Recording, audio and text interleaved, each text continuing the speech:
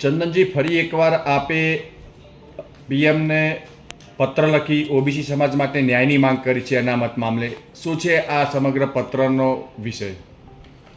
સમગ્ર પત્રનો વિષય એ છે કે અમારા રાષ્ટ્રીય નેતા સન્માન્ય રાહુલ ગાંધીજી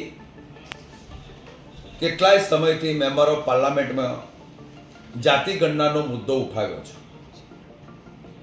અને જાતિ ગણના થવી જોઈએ એવી અમારી સ્પષ્ટ માગણી છે. એના અનુસંધાનમાં મારે આ દેશના વડાપ્રધાન સન્માનીય નરેન્દ્રભાઈ મોદી સાહેબને ટપાલ લખી, મુખ્યમંત્રી ગુજરાતને પણ ટપાલ લખી છે અને એના ભાગરૂપે આજે જે ઓબીસી કમિશન જે રચના કરવાના છે એમાં એક સભ્યની કરવામાં આવી છે. ખરેખર પંચ હંમેશા 5 સભ્યોનું હોય. એના ચીફ સેક્રેટરી પણ ઠરાવ કરીને આપે છે, સ્વાગતનામું રજૂ કરીને આપે છે કે 2 સભ્યોનું કમિશન હો. હાઈકોર્ટમાં આપે છે. તેમ છતાંય મારી માગણી એવી છે કે ઓબીસીનું જે સભ્યનું જે છે એ 5 સભ્યોનું હોવું જોઈએ અને સાથે સાથે એ પણ મારી માગણી છે ઓબીસીના ઠરાવ 1/4/78માં 52% વસ્તીના ધોરણે 27% અનામત ત્યારે બેસિક જ્ઞાતિઓ હતી અને બેસિક જ્ઞાતિઓનો સમાવેશ કરવામાં આવ્યો હતો, પરંતુ પાછળથી ઓબીસી સમાજમાં 64 જ્ઞાતિઓ ઉમેરવામાં આવી અને 64 જ્ઞાતિઓ ઉમેરવામાં જ્યારે આવી ત્યારે અનામતની જે ધોરણ 52%નું જે રેશિયો 146 જ્ઞાતિ થઈ છતાં એનું બજેટનું જે ક્ષેત્ર હતું એ તેના હકને અધિકારો ત્યાં રહ્યા અને એના જે આજે સમગ્ર ઓબીસીને જે 27% અનામતથી જે મોટું એમાં 146 જ્ઞાતિનો જે ઉમેરો થયો એનાથી ઓબીસી સમાજમાં બહુ મોટું નુકસાન થયું છે. એ નુકસાન એટલા માટે થયું છે કે જ્યારે 84 જ્ઞાતિઓ હતી ત્યારે પણ એનો રેસ ભંડોળ આટલો હતો, તો 146 જ્ઞાતિમાં રેસનો ભંડોળ કેટલો હોવો જોઈએ? આ ગુજરાતમાં ભારતીય જનતા પાર્ટી ઓકડામાં માહિર છે, ઓકડા બનાવવામાં માહિર છે, પણ ઓબીસીને હકને અધિકાર આપવા માટે માહિર નથી.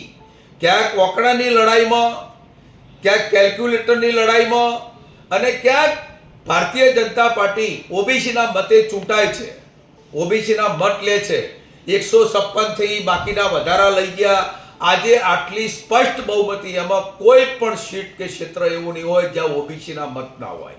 છતાંય આ ભારતીય જનતા પાર્ટીની કુપટ નીતિ અને એમની ભ્રષ્ટ નીતિના કારણે મારો ઓબીસી જે સમાજ છે એ ક્યાંક ને ક્યાંક આજે અતુષ્ટ છે અને આજે ઓબીસી સમાજમાં મોટો અન્યાય થઈ રહ્યો છે. એના માટે મારા ઓબીસી સમાજના દીકરા દીકરીઓ ભણવામાં નિષ્ફળતા એટલા માટે કે જે મારું જે ભંડોળ આપવું જોઈએ એ ભંડોળ નથી આવતું, વ્યવસ્થા નથી ઊભી થતી, એના કારણે ત્યાં અભ્યાસ પણ છોડી દે છે, પૂરતી યોજનાઓ નથી મળતી, પૂરતા લાભ નહીં મળતા. એટલા માટે આ મારી સ્પષ્ટ ગુજરાત સરકારને માગણી છે કે જાતિ 52% વસ્તી, 27% અનામત અને જાતિ આધારિત વસ્તી તાત્કાલિક ધોરણે ગણવી જોઈએ અને જાતિ આધારિત વસ્તીના ધોરણ પ્રમાણે અનામતનો ઓબીસીમાં લાભ મળવો જોઈએ. ગુજરાત સરકાર જોડે મારી સ્પષ્ટ માગણી છે. આ સ્પષ્ટ માગણી જો સંતોષવામાં નહીં આવે તો આવતીકાલે ઓબીસી સમાજ આપણા ખિલાફ ને આપણા વિરોધમાં લહેર ગુજરાત સરકારમાંથી અવાજ ઉઠાવશે એવી ગુજરાત સરકાર જોડે મારી સ્પષ્ટ માગણી છે. ચંદનજી, આપને લાગે છે કે ક્યાંક ના ક્યાંક આપણો જે ઓબીસીની માટે અનામતનો જે લડત છે એમાં ભાજપના જે નેતાઓ છે તે આપની સાથે ઊભા રહે છે, પડખે રહે છે? તમારો ખૂબ સારો પ્રશ્ન. મારી સ્પષ્ટ માગણી છે ભારતીય જનતા પાર્ટીમાં જે ઓબીસી સમાજના જે આગેવાનો જે છે, ઓબીસી સમાજના જે ધારાસભ્યો છે, ઓબીસી સમાજમાં ચૂંટાયેલો જે તાલુકા પંચાયતનો, જિલ્લા પંચાયતનો જે ડેલિગેટ છે અને ઓબીસી સમાજમાં જે ભારતીય જનતા પાર્ટીમાં જે પદાધિકારી છે એને મારી સ્પષ્ટ વિનંતી છે કે આપ પણ આવો, આપણો અવાજ ઉઠાવો. તમારા દીકરા દીકરીઓના અભ્યાસને હકને અધિકાર માટે 1978માં જ્યારે આ કાયદો જ્યારે બનાવવામાં આવ્યો, જ્યારે ગણવામાં આવી એ દિવસે જે બેસિક જ્ઞાતિઓ હતી આજે 146 જ્ઞાતિઓથી ભલે એનું બજેટમાં વધારો થાય અને અનામતના જે ધોરણે એમાં રેશિયો વધારો કરવામાં આવે એવી આ ભારતીય જનતા પાર્ટીના જે લીડરો છે અને ભારતીય જનતા પાર્ટીના જે ચૂનેલા જે પદાધિકારીઓ છે એમને પણ મારી વિનંતી છે કે તમારો અવાજ સરકારમાં માન્ય મુખ્યમંત્રી સુધી અને માન્ય વડાપ્રધાન સુધી પહોંચાડો એવી આપને રિક્વેસ્ટ કરું છું અને વિનંતી પણ કરું છું.